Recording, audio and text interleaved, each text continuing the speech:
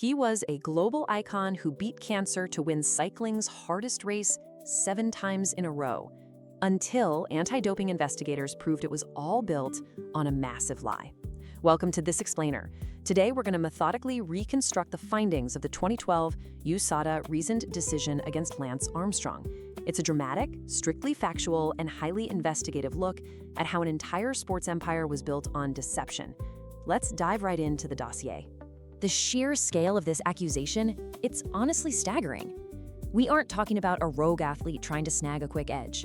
According to Travis Tygart, the CEO of the U.S. Anti-Doping Agency, the United States Postal Service cycling team ran the most sophisticated, professionalized, and successful doping program that sport has ever seen.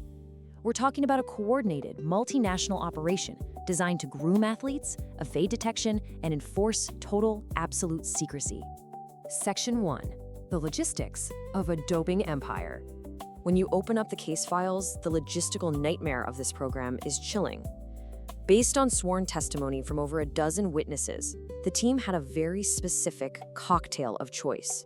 You've got EPO to artificially boost red blood cells, autologous blood transfusions, corticosteroids, human growth hormone, and testosterone, which the writers casually called the oil. These drugs weren't just stumbled upon by accident. They were systematically distributed through a highly organized underground supply chain spanning European hotels, camper vans, and training camps. The mechanics of the crime were precise, like a military operation. Step 1, they'd extract blood from the riders weeks ahead of a major race. Step 2, stash it in secret refrigerators. Step 3, team staff meticulously transported that blood to specific spots across Europe. And finally, under the cover of night, doctors would reinfuse the blood into the riders right in their hotel rooms during the Tour de France. They were literally running a mobile blood bank right under the noses of the authorities. The audacity here is hard to overstate. To keep the EPO flowing without getting caught on the team bus, they employed a motorcycle courier, nicknamed Moto Man, to deliver the drugs directly to the riders in the mountains. And to dispose of the evidence when fans and media were right outside their tents, riders testified that they'd crush the empty glass EPO vials inside empty Coca-Cola cans, just tossing them in the trash completely unnoticed. Section 2. Evading anti-doping testers.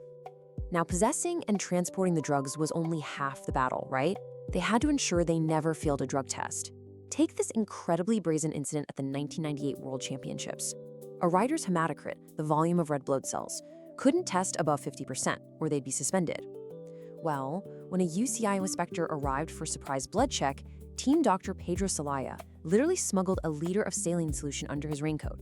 He managed to sneak it in and administer a drip to Armstrong, artificially thinning his blood just moments before the inspector drew a sample. And the crazy part? They pulled it off and chuckled about it later. Their evasion tactics were incredibly calculated. When an actual test for EPO was developed in 2000, they didn't stop, they just adapted. They moved to intravenous microdoping of EPO because it created an incredibly narrow detection window, sometimes just a few hours.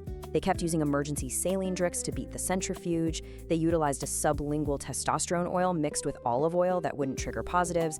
And honestly, sometimes they simply refused to answer their hotel doors and hid from testers entirely. And this entire evasion system certainly didn't invent itself. It was masterminded by Dr. Michel Ferrari, a physician who served as the architect of the U.S. Postal Service doping regimen. Ferrari calculated the exact dosages, the specific injection methods, and the precise timing needed to ensure the rider's blood parameters always appeared natural to the testing authorities. He was the scientific director of the conspiracy. Section 3. Breaking the Code of Silence. For over a decade, a strict code of silence, an omerta, protected this operation from the outside world. But when that wall finally cracked, exactly 11 former teammates broke the silence. It took the sworn testimony of his closest lieutenants to ultimately bring down cycling's undisputed king.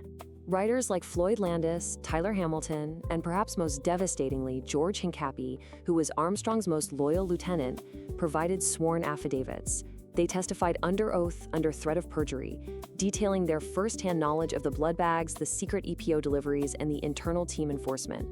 They confirmed that Armstrong didn't just dope, he directed others to do it too. The USADA file is absolutely packed with devastating legal documents, like the sworn affidavit from Betsy Andreo, the wife of former teammate Frankie Andreo. She testified to hearing Armstrong literally confess to doping in a hospital room way back in 1996. Her affidavit outlines the brutal intimidation tactics used against her. She was publicly vilified and attacked in the media simply for refusing to sign statements supporting Armstrong's lies. And this reveals something profound about the terrifying lengths people will go to protect a highly profitable lie. Armstrong didn't just beat his rivals on the road, he weaponized the legal system. He used high-powered libel attorneys to aggressively sue and financially ruin anyone who reported the truth. He sued journalists like David Walsh and the Sunday Times, and he sued former team masseuse Emma O'Reilly, using the courts to crush his critics and protect the myth. Section 4. Stripping the titles. Eventually, the sheer weight of the sworn testimony from his inner circle forced anti-doping agencies to make an unprecedented ruling. In August 2012, USADA issued an official notice imposing a lifetime ban and the complete disqualification of all competitive results stemming from the conspiracy, dating all the way back to 1998. When given the chance to fight the evidence in arbitration, Armstrong declined. The evidence was just insurmountable. Following USADA's massive reasoned decision, the International Governing Body of Cycling, the UCI, formally ratified the sanctions. They completely stripped Armstrong of all 7 of his Tour de France titles. The UCI president stated permanently and publicly that Lance Armstrong has no place in cycling. Section 5. The televised confession. Cornered by the overwhelming volume of USADA's evidence and facing massive financial pressure from whistleblower lawsuits joined by the Department of Justice, the facade finally dropped. In January 2013, we witnessed an incredible media event. 15 years of fierce litigious denials evaporated in a single evening. Armstrong sat down with Oprah Winfrey, and in a sequence of simple yes or no answers on national television, he finally confessed. He answered yes to using EPO, blood transfusions, and cortisone in every single one of his 7 Tour victories. But even in his confession, what's fascinating is how he tried to frame the narrative. He told Oprah, "My cocktail, so to speak, was only EPO, but not a lot, transfusions, and testosterone."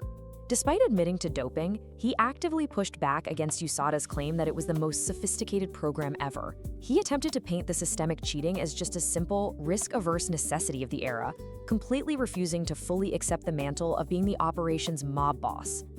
As we close out this explainer, I want to leave you with one chilling question to consider. How did a systematic cheat avoid detection by the world's top sporting authorities for over a decade? The USADA reasoned decision proves that with enough money, intimidation, and calculated logistics, even the biggest lies can hide in plain sight. It's a sobering reminder of how easily institutional trust can be manipulated. Subscribe for more investigative sports dossiers, and thanks for watching.